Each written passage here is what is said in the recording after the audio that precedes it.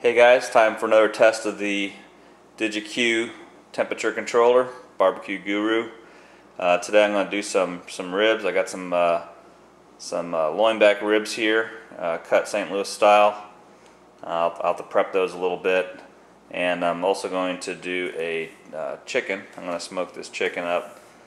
Some of my guests aren't crazy about ribs over the weekend, so we're gonna cook up a little chicken too. So I'll have both those on the grill at the same time. I'll probably just put the temperature probe in the chicken and make sure that gets done properly. The ribs, I'm going to cook them smoke them for 4 hours. Pull them out, wrap them in some foil, put them back in for a little while, let them cook a little longer in some juice, and then pull them out and then finish them up with some barbecue sauce. So I'm guessing maybe about 5 hours. So let me prep the meat up a little bit, take some more shots of that, and then we'll get the pit going. Okay guys, here's the ribs. I have 2 racks of loins and 1 baby back rack. And what I've done is I've dusted them up with some Dizzy Dust.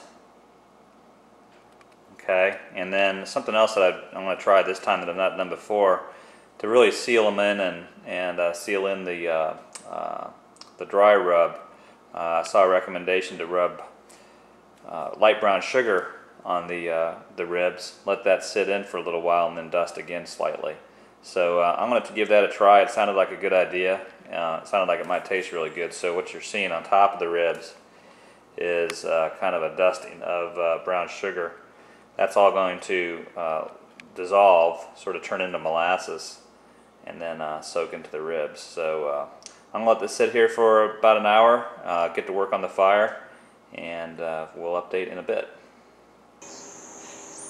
Hey guys, this is the BBQ Guru. That's pretty much it. There's a controller, so you can see a power supply. There's a few temperature probes, and the fan. Here's the fan. Not much to it really. That's pretty much it. That fan will go into the lower vent opening of my big green egg, and will control the temperature by adjusting airflow. Comes with 2 probes. One of them is a meat probe, as you can see. It's got a nice long probe to go into the meat. And the other probe is the pit probe. And the pit probe has a little alligator clip on it, so you can clip it onto the grate or wherever you want to stick it. Just don't want it on the meat itself, because the meat's going to be a different temperature as you're cooking along. So that's pretty much it. Not much to it. I'll get it hooked up and I'll shoot another video. This is the also by BBQ Guru. It's a starter, a gas starter, propane gas starter. He calls the golf club. Basically, it's just a piece of tubular metal with some holes at the end of it. Connect that up to your propane tank. It comes with a tube and hose and everything, and does a really nice job of getting the fire started. So I'll show you how that works in a bit.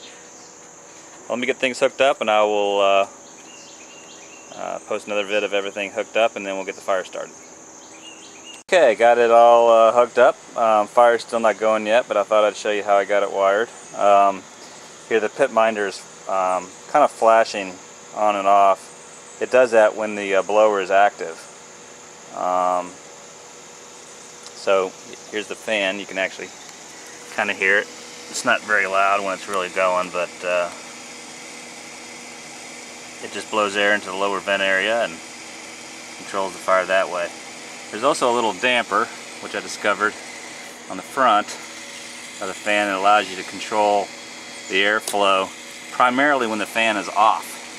And that's important, especially when you get to the end of the cook and you're wanting to ramp the temperature down a little bit.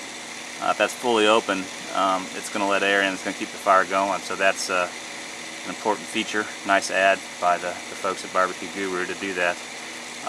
So we got it set at about 50% for the directions, and that should help control airflow, especially when it gets cooking really slow.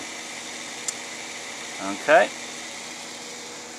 so that's about it. Okay, while everything's marinating and getting ready to go, here's a demo of the golf club by BBQ Guru. Got it hooked up to Just a can of propane, Bernzomatic from Ace Hardware. The little tube just connects directly to the end of the valve. Let me see if I can fire this up, so I'll just turn it on. Give it a little start. Hopefully you guys can see that. It takes out a really killer flame. Just shove it down in there. We'll open the vents up and get things going. Shouldn't take too long. This thing works great. Alright, we are going. We've got the chips in, the plate setter. There we go. Whoa. Nice. All that apple wood smoke. Okay. Alright, got the DigiQII temperature controller working. We'll just set it to the pit temperature. That temperature is 116 and it's going up. We're going to bring it to a temperature of 225. 225. Okay. We're going to set the chicken to be done. I'm going to set it to get done a little early just because I'm going to finish it up and over the weekend. So it's going to be 175. I'm going to set it at. So right now the probe's not in the cooker. It's showing 96 degrees. But when I plug it in, it'll go down. Alright, so the pit, 149 and rising. We'll get to 225, things will slow down a little bit, and we'll put the food on. Alright, I got everything loaded up. The DigiQII temp controller is bringing the temp up to 225. I had to do some slicing and cutting to get everything in there. I've got a lot of food. I got 3 racks of ribs and 2 chickens going at one time, so it was a little bit of a mess. Let me open this up for you and see what I've got. So I've got the chickens on the V-rack along with 2 ribs, and I've got some ribs cooking down below that. So it doesn't really matter much. It's smoking at this stage. So we'll let that go, 225 for about 3 hours. And check back in a bit. Okay, we're about halfway in this. I'm at 225, holding steady. There's the fan pulsating again, on and off. Keeping her steady. Let's see how we're doing. I'm going to mop these down a little bit. There we go. Now I added the double-decker rack. It just was going to make easier job of cooking everything. So I'm going to spritz these guys down with a little of the basic beer mop. That looks good. Alright. Awesome. I think I'll flip them over and let them cook on the other side a little bit. Get a picture of these before I sauce them up. Just wanted you to see how beautiful they turned out. Just gorgeous. And they are just falling off the bone tender. So I'm very happy with how they turned out. Now I'll start saucing them up. I already sauced that one up, but I'll get the rest of them all sauced up and put them down there for another half hour. Alright guys, all done. The DigiQII did an amazing job. Kept the temperature at 275 for the last half hour while these finished off with some sauce. And just look at that. Look at those ribs, how nice they turned out. Beautiful glaze. Look how the meat is just coming back from the bone. They're really actually starting to fall apart as I was flipping them. I haven't tasted them yet, but let me just pull a piece off. Oh, yeah. Oh my gosh.